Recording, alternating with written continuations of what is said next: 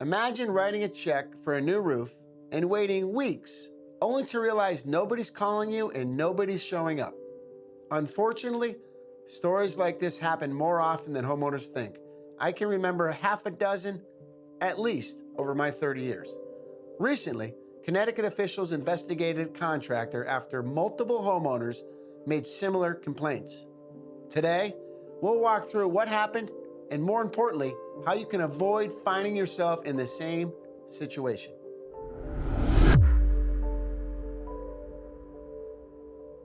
I'm Adam with Adam Quinville Roofing and Siding. We work with homeowners every day, and while most roofing companies are honest professionals, every once in a while, a story comes along that reminds us why doing your homework matters. And trust me, I've seen it happen many times. Just recently, a case out of Connecticut caught my attention because there are some important lessons every homeowner can learn from. Let's take a look. According to Roofing Contractor magazine, Connecticut's Department of Consumer Protection says at least 14 complaints have been filed against contractor Lorenzo DeSantis.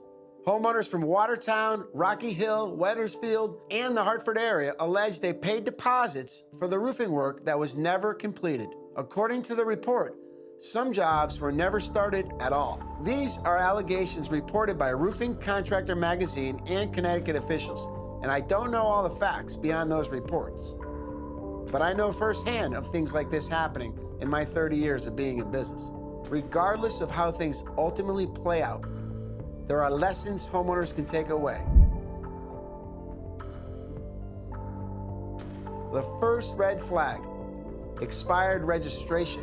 One thing that stood out to me was that according to the state records cited in the article, DeSantis' contractor registration had expired. And that's something most homeowners never think about. They just assume. He's got a truck. He's got a website. He seems nice. He gave me an estimate. Everything must be fine. But before you sign anything, spend time verifying that the contractor is properly licensed and or registered in your state. That simple step can save you thousands of dollars. When you're a licensed contractor, you pay into a fund. That fund is specifically there to take care of situations like this where you've given a contractor a deposit. They have a contractor license number and they never show up, go out of business, or leave you in the dark. That fund can pay you back that deposit. But if they're not licensed, they're not paying into that fund, you don't have any recourse. Deposits aren't the problem. Large deposits without progress are. Some states you can give up to a 50% deposit. Do your homework before you give any deposit at all. Now, deposits themselves aren't unusual. Materials cost money. Permits cost money. Scheduling the crews and the jobs cost money. Just because a contractor is asking for a deposit should not be a red flag. But according to the complaints on this contractor, homeowners allege they paid the money, some received no work at all, but most never got any work done that they expected. And this is why I always tell homeowners, tie the payments to milestones. Maybe a deposit, which is fine, materials getting delivered, possibly when the roof's dried in, and final completion. Never, ever, ever give all the money up front. Connecticut's Department of Consumer Protection and the Better Business Bureau recently warned homeowners about contractors who pressure people into quick decisions and tell them they just happen to be in the area. They come knocking on your door. Beware. They may be legit, but they might not be either. Their advice, and also mine, is slow down. Do your research on the company. Verify their credentials. Check their reviews. And don't let anyone rush you. If I were hiring a roofer tomorrow, I'd ask these 5 questions. How long have you been in business? Are you properly licensed and insured, and can I see that? Can I talk to your recent customers? Can I check your reviews? How does your payment schedule work? Who do I call if I have a warranty issue 5 years from now?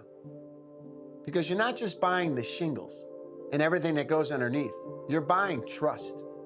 Before I wrap up, I'd love to hear from you. Have you had a bad experience with a contractor, roofer, or a home improvement company? What happened? What advice would you give other homeowners? Leave a comment below. Your experience might help someone else avoid making the same mistake. And if you found this video helpful, make sure to subscribe. We publish new videos every week. We help New England homeowners make smarter decisions about roofing, insurance claims, contractors, and home improvement projects. If you're currently considering a roof replacement and want to work with a reliable, established roofing company, we'd be happy to help. At Adam Quinville Roofing and Siding, we believe homeowners deserve honest answers, clear communication, and quality workmanship from start to finish. You can contact us anytime for inspection, a second opinion, or simply just to get your questions answered.